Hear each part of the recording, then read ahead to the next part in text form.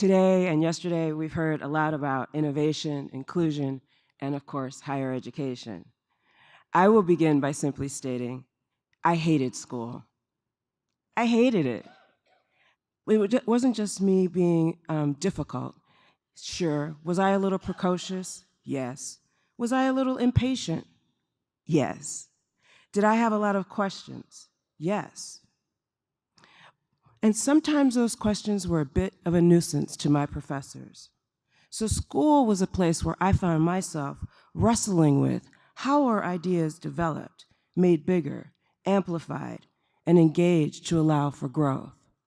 After a rather circuitous path, I stand before you having completed many degrees. I think I have 6 now. As a result of my earlier experiences and the fact that I have now spent the bulk of my career working in higher education, I spend a lot of time now thinking about how do we create what Melody Hobson has called brave spaces of learning and engagement. I suggest we embrace design thinking for inclusive excellence. And this will emphasize interdisciplinary inclusion and diversity built and constructed with design that is built for equitable access, that accounts for our new environments and our new world.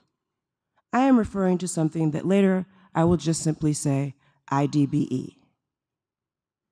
Now for some of you, you might be familiar with this terminology from design thinking theory or architectural studies.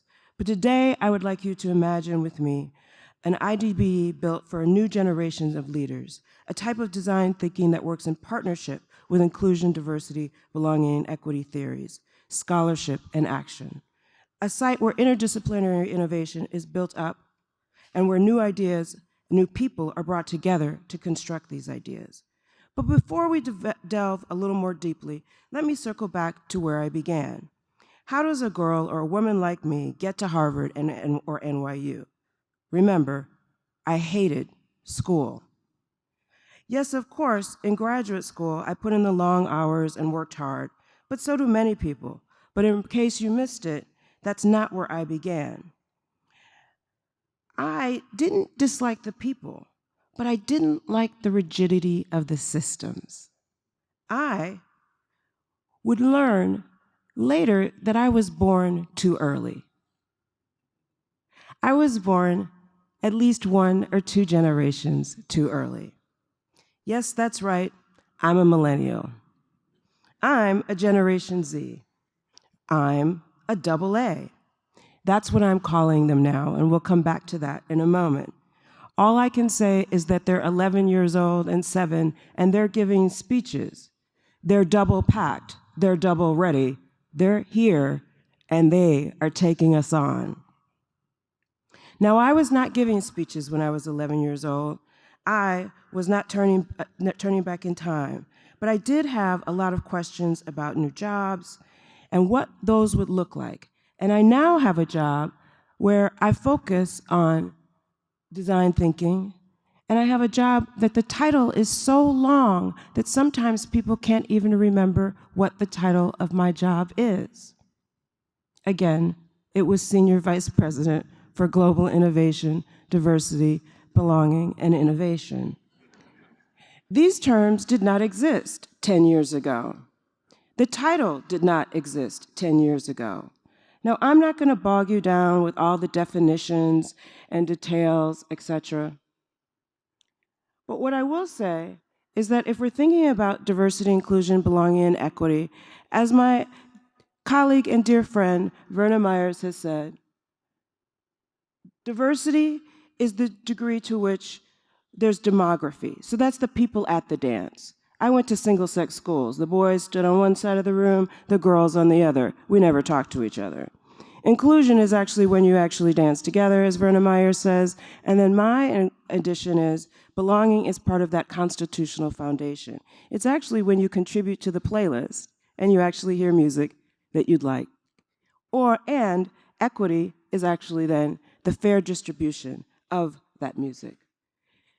The interdisciplinary design for the built environment will be cross-sector, specific design for areas, evidence-based design, strategic building, and decision-making, and innovative solutions in anticipation of environmental trends. It is here that we see IDBE squared. While I love my job and I love what I do, I still have a lot of questions. The world is changing. We know that because we know that demography is shifting. These changes are quite dramatic. We've heard about some of these changes already. We are going to live to be 150 years old, and there is no retirement age in higher education. I will be here until I am 140. So I ask myself now what it would have looked like to love school. What might have made a difference? Was it the teachers, the headmistress, my fellow classmates? The answer has always been a resounding no. They, for the most part, were not particularly awful. They were okay. It was the environment. You see, I needed IDBE squared. I needed to learn through interdisciplinary methods that would allow me to bring together ideas, not silos through rigid disciplinary approaches. I wanted to solve problems. I needed a curriculum designed and built in an environment of intellectual and iterative innovation that were fostered with diversity and inclusive sites of learning, where belonging and the shifting demography would be greeted and embraced. There are different generations. They are here now. The question is, how will we embrace them? How will they thrive? And what will we do to sustain them? I would like to suggest that interdisciplinary innovation inclusion, design with intentional diversity, buildings where people belong and can thrive, equitable engagement is precisely that, IDBE squared. And it is here in this site where we can close the gap between those women and people of color who have always been entrepreneurs, who opened laundromats and beauty salons, who've always been innovative, and we can connect them to Silicon Alley and Silicon Valley, where we see diversity and inclusion challenges and opportunities. We can create spaces of innovation where those gaps and people who historically have not come together can come together to think about, to design, to build. Design thinking for inclusive excellence. I started by saying I hated school. I'm ending by saying I've been in school now forever. I have been at Harvard, I'm at NYU. It looks like I'll never leave. I'll be 140. Thank you very much.